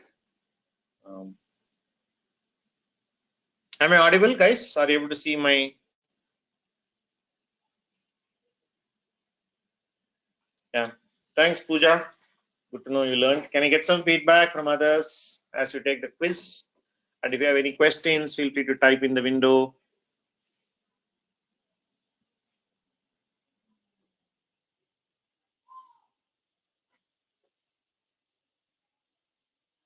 Okay, learn something new. Amit saying, okay, good to know, Amit.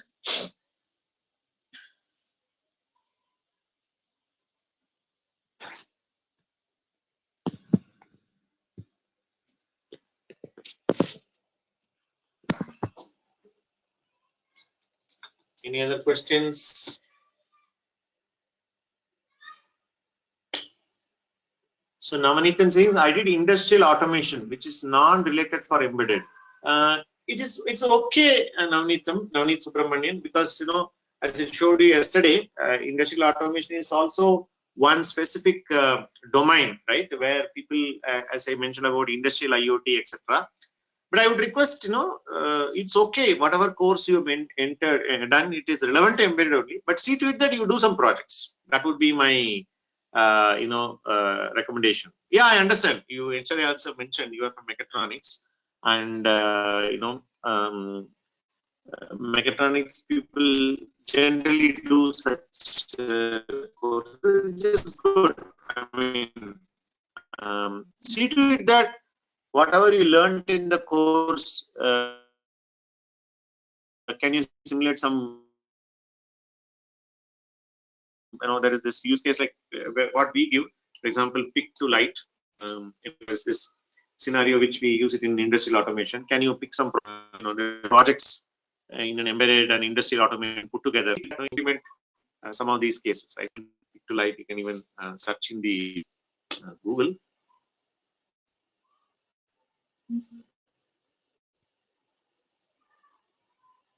Yeah, pick to light.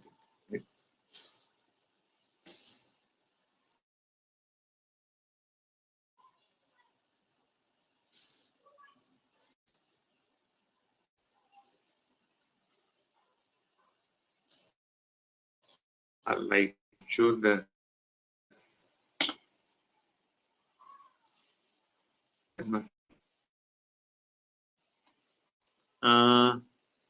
I'm sorry, I'm typing the spelling wrong here. Okay.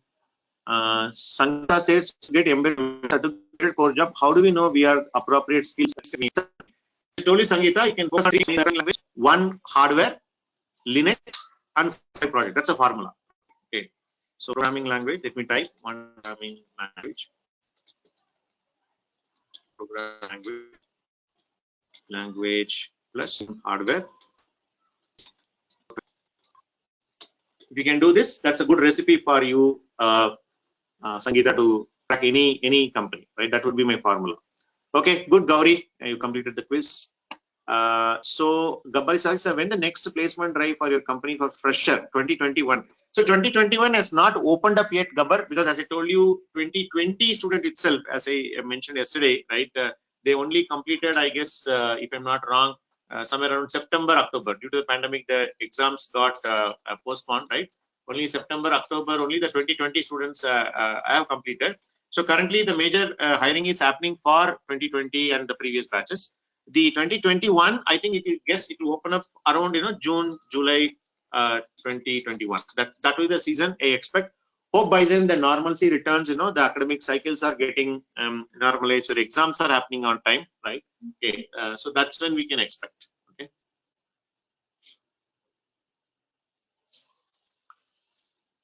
Any other questions? Yeah. So Vinay says, sir, Emerging has 2 courses: basic embedded and advanced embedded. Which one you recommend? See, Vinay, in our classroom based one, we are only giving advanced embedded, right? Okay. One second, not audible there telling. Let me just check. Vinay, am I audible, guys? Okay. Okay. Yeah, I'm audible. So Vinay, what basically I'll come to that, right? I'll repeat it. So basically, in emerging courses are concerned, something like this. If you are coming to the classroom, the physical classroom, we are offering only the advanced embedded systems course. If you are taking online, which will be an which is like an intermediate course. Okay. So difference between them is here you will have one additional module called Qt. That's all. Okay. This is the difference if you are learning through Emerging. If you are coming to the physical classroom, you can take this. If you are learning online, you can take this. Choice is yours. Okay. Again, there is no difference in terms of placements, etc. Whichever one you take, as long as you do the 7 to 8 projects, you can get a job. Not an issue. Okay. So Gabbar says it's not audible. So Gabbar, what I was mentioning was currently, since the 2020 students only passed out in September, October, they are currently, currently attending, placements. No, they joined only late, only 3-4 months they joined. So this will, your batch, I think you are from 2021. It will open up around June, July. That's when they will start opening up for next year batches. Okay. Raja says, I learned more content more than expected. Thank you. Welcome, Raja. Okay. Okay, Sangeeta. Okay. So requirement for 2021 will happen from June, July. That's what I'm mentioning. Okay. Because you're not out of campus. No, you're probably in your final semester or doing your project, etc. Okay. Vinay says, is offline courses being conducted currently? Yes, Vinay. We started doing our physical classroom from December. In December onwards, we kind of reopened our office, and this anyways is ongoing, right? Online is anyways. We started from May, and so batches happen both for classroom and online. You can check out our website. Dates gets updated frequently by our admission team. You can check it out further. Okay.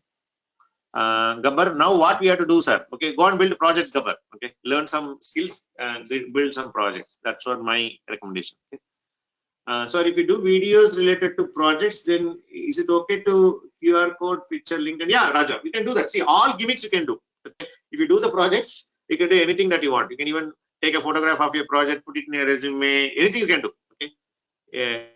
Any cosmetic look and feel, you make it. It's like, for example, you want to paint it in the way you want, feel free. Okay, let your creativity run, but ensure that you do the project. That's my point, right? Okay. What about already passed out students and when they can join? You can join anytime, Pramod. Okay, as I told, both the courses, online and classroom, are happening continuously. We start at least one batch per month in both the modes. If you're available, you can check out our website, whichever date and date suits to you, whichever mode suits to you, you can take it up. Okay. Okay. Vinod saying, so when is the next batch, next starting batch for 2020?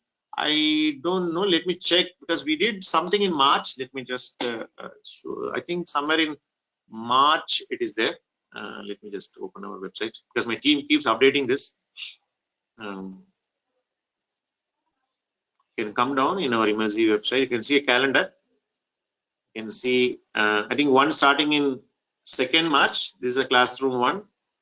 Then for working professionals, even somebody want to attend only in the evening, you can do this classroom based for working people. It's there. Then online is on 23rd March. Again, the next one is on 30th March, right? So this is what it is.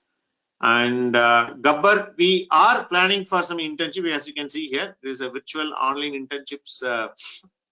We are working out a model, especially in collaboration with NSDC for a period of 4 weeks or 6 weeks. Which will go. There are some. Even if you see here, there are some this thing listed here. We will start soon. Watch out our website. Watch out our social media. Because we also wanted to get into that space, because internship is another area where we can also contribute, and students also can build something in a period of 1.5 month kind of a timeline, right? Watch out for more details. Okay.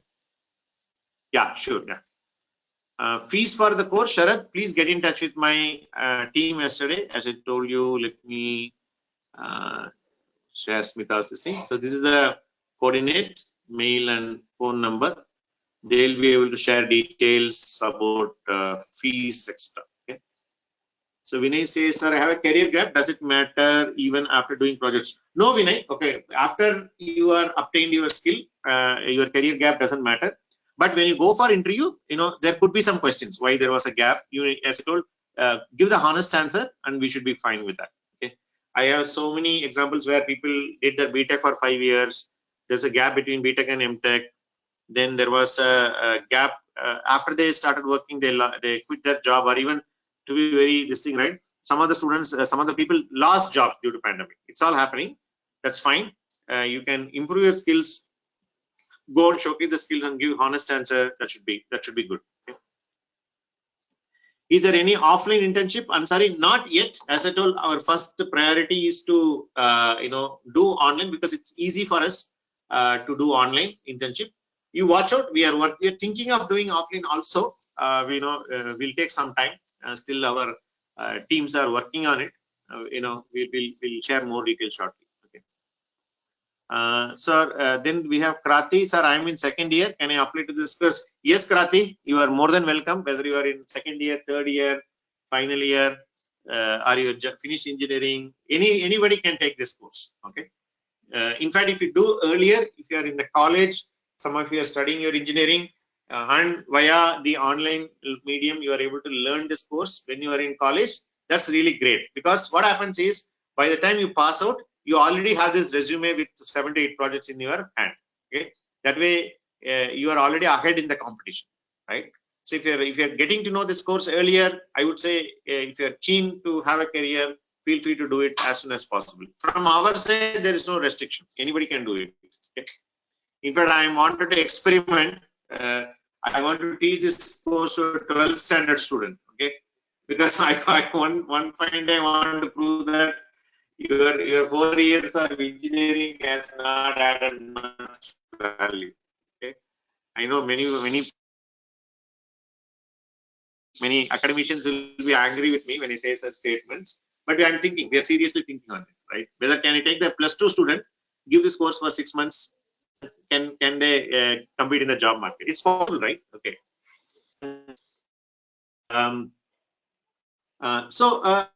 Raja, just be honest, Raja.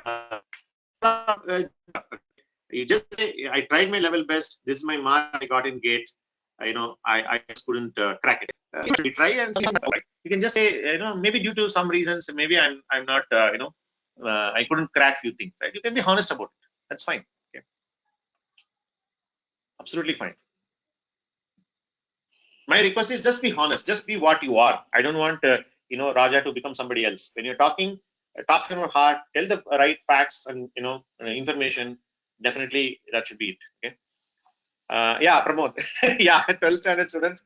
In fact, Pramod, guys, one student asked me this question. In my institute, in the evening, I take metro, right? To my home. I met him in the metro station. Every day I meet him. We come together in the same station. He asked me this question, sir, what would have happened? I did the same course after my 12th standard. I said, no difference. You would have still got the same job, right? Okay. Skill set is what matters, right? And then, okay, fine. There is other question. So, which is in best in control design programming? Jayesh, I'm not getting your question. If you can be a little bit more detailed. Sir, how many students per batch for this course? Amit, so if it is a physical classroom, okay, we are restricting them around 25, because considering the social distancing part, okay, even in the regular or normal days, we always have this idea of ensuring something like 40 maximum 40 people plus classroom. Okay, if you are talking in fact 40 students, these are max. But currently, given this pandemic, right, and when you opened in December, we are being cautious. We are not packing too much, even though more students come. We are ensuring around 20 to 25 students are there. Even in the benches, there have been spaces given, and people wear masks in the class. There's a sanitization station that is kept in every floor and all. So as of now, 40 is our regular ratio, but currently I would say it's like 20 to 25. 25 is also max, I would say. 20 would be the ideal thing, but sometimes the batch numbers go here and there, so we accommodate maximum 5 students. So 25 is what I would say currently we are doing. In real normal, hopefully things comes back, 40 would be the max. We never go beyond 40. Vinay says, can you share my email ID? Okay, why not? Let me share. b.jaykumar@emerz.com. Okay, that's my email ID. Sir, any stipend internship? No, Gabbar, okay, we cannot give stipend. We cannot teach you also, pay you also, right? Okay.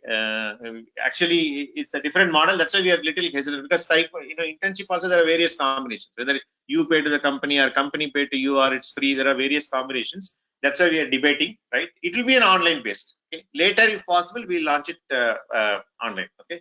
So pay part, as I told Ria, the question goes to Gabbar, right? We are still debating. We still not finalized yet. That's why we're not announced it publicly. Give me some time. Still, a lot of things are happening. We will launch it. Okay? Once that, then you can take a decision on your own, right? Vinod says, is diploma or polytechnic students eligible, sir? They can do the course, Vinod, no problem. But placements when it comes, right, even though I mentioned in a little lighter note that 12th standard students also can do, that's more from an eligibility point of view. But for the placements, right, companies do expect you to be a BE BTech. Okay? Of course, AME MTech is also good. That's a minimal qualification. Anybody can do this course. Okay? Even if you have a, if you're Navy or knee at 12th standard, they can do the course online, no problem. Even a diploma person can do. Okay? If you're in a second year, you can do. But when it comes to placements, right, if the companies expect minimum a BE BTech degree.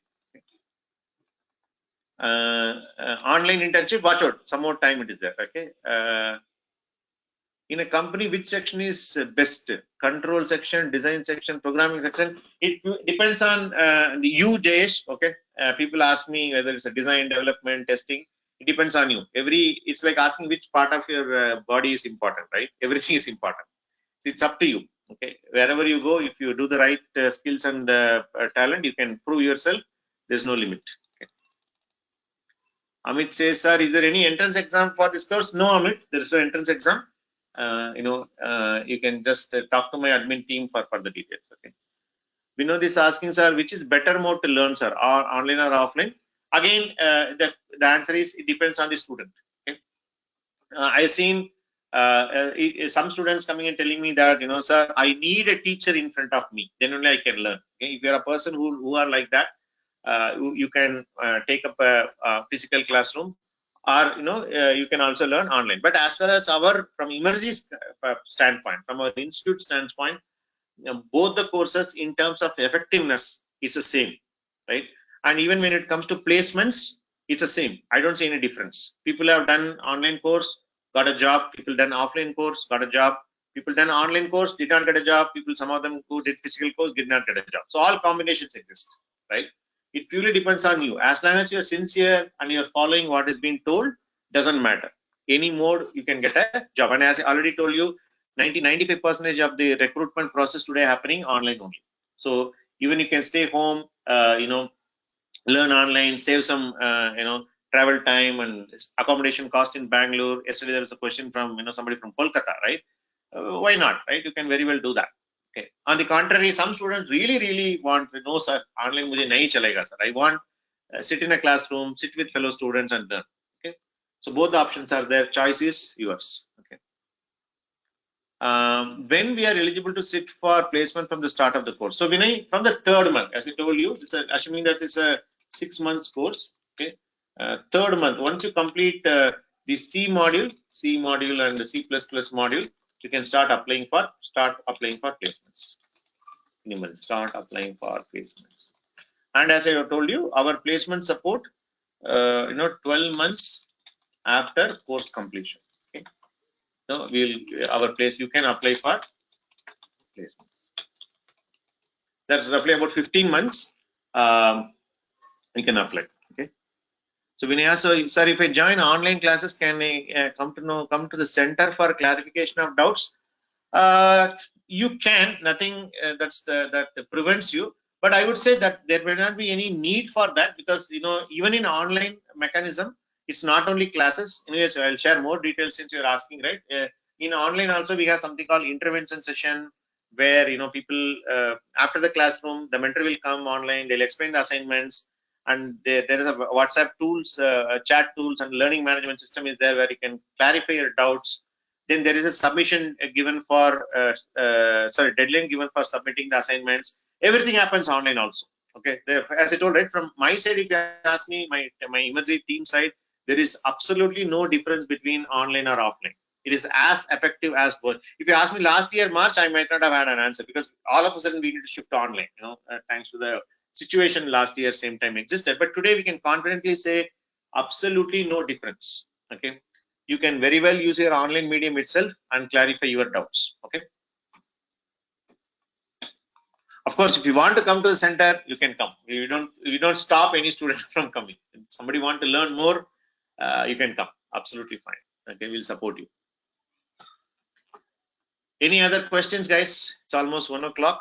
I think we hit the 2 hours mark today also.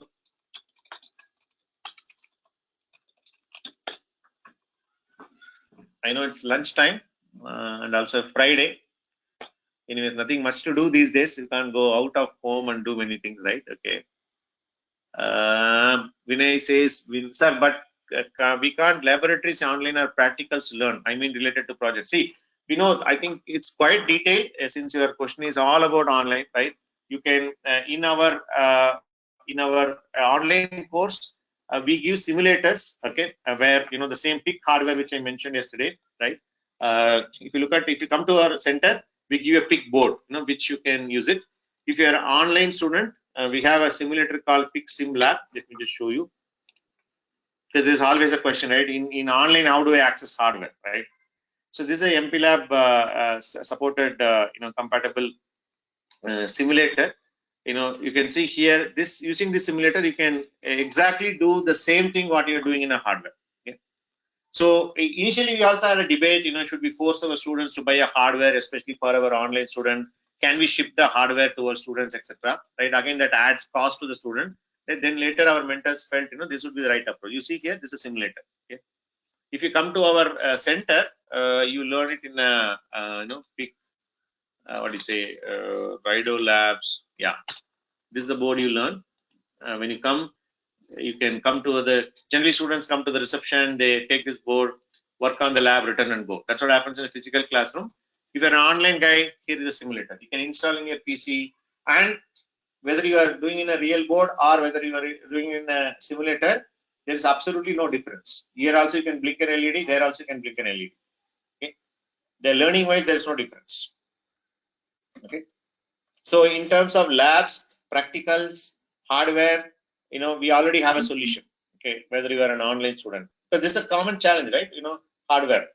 In fact, even you say, no, sir, I really want to try in hardware. I want to buy this. We can share you the link. You can go, because the only reason why we went to the simulator was we don't want to put a more pressure on the student to make additional investment. It's again money, right? Okay, you need to spend that. If you're really keen, go ahead and buy. We can share you the links and you can buy them. Okay. Can you join in October, sir? Gabbar, you can check it out. You can check it out with our admission team. Okay. Whichever is a suitable timeline and the batch works for you, you can plan accordingly. Gabbar. From our side, we start doing batches every month. Okay.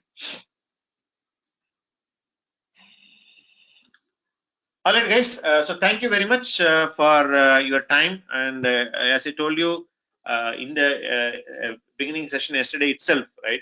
This interaction is what I really enjoy, and I'm sure you would also agree by now, right? We hardly spend time in a slide just for is more of a background and things like that. The interaction is what I enjoy, even though the content of the workshop remains the same. The questions is what also gives me motivation to come and talk for 2 hours, on a regular basis. So, let me just sign off. Okay. So wish you all the best. We'll announce the quiz winner, certification, sharing materials, everything will happen subsequently. Okay. So thank you.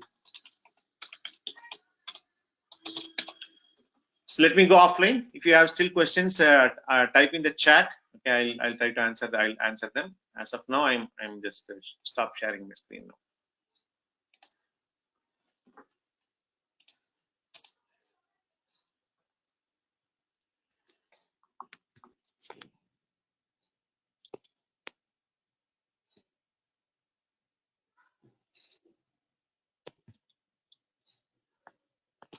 So quiz winners also will be announced. Watch out for our social media, our Instagram, as I showed you. We will announce in that. Okay. I need some time. No, our team need to evaluate. There's a process. No, okay. We need some time.